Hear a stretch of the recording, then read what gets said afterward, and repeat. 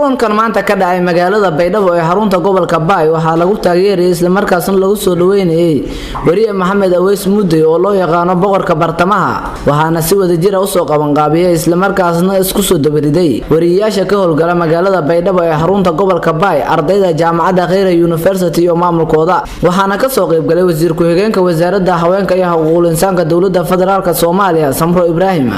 xildhibaan Idris Abdi Dhakhtar oo kamid ah mudanayaasha baarlamaanka dawladda federaalka Soomaaliya qunsulka Soomaaliya oo fidhiya dalka Itoobiya Maxamed Haaji Warfaa iyo dhammaan qaybaha kala duwan ee bulshada ku dhaqan magaalada Baydhabo ee xarunta gobolka Baay ugu horeyntii waxa goobta ka hadlay wariyaashii soo abaabulay kulanka waxaana si wada jir ah ugu mahadceliyeen dawladda federaalka ee Soomaaliya sideyntii wariye Maxamed Aweys Mudee boqorka bartamaha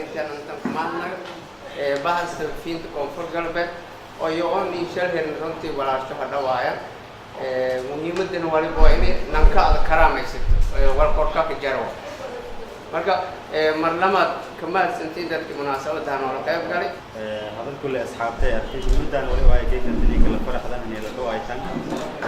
boqorka bartamaha oo ay runtii guriye qaali oo Soomaali doon meel raay walbadan aan qabadi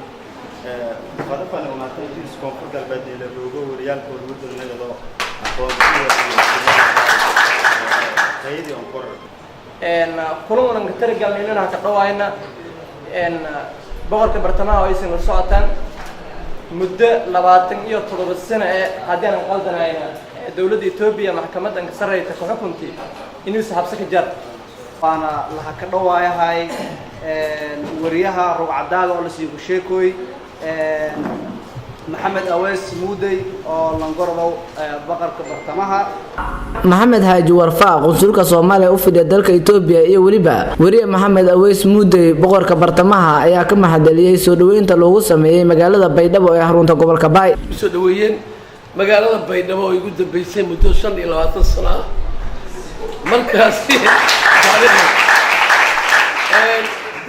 barbaari ugu jiray dalbana Mudee يا هاي شلي أرجع قلبتي تاريخي إن أنا قلت شيء إنه أتصل كده بني أنا dalbana Mudee يا جيت وين باي ملك إلى أبا ما هذا كسكر مدحونا الجمهورية الديمقراطية فدرالك دولة فدرالك الصومالية محمد عبد الله فرماجو يقول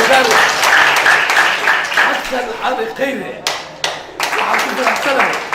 ما أنت جامعة وحتى جنا خيره annagana lana amray inaan ka shaqeyno sidii loo soo deyn lahaa meel kasta oo joogaan waxaan aad ugu faraxsanahay mar labaad oo ka mahadcelinayaa xafladda aad u samayseen walaalkeen boqorka bartamaha oo asku ogeen inaan beri noqono laakiin wuxuu leeyahay ma noqonayna ilaa 7 kilo waa sii joogaynaa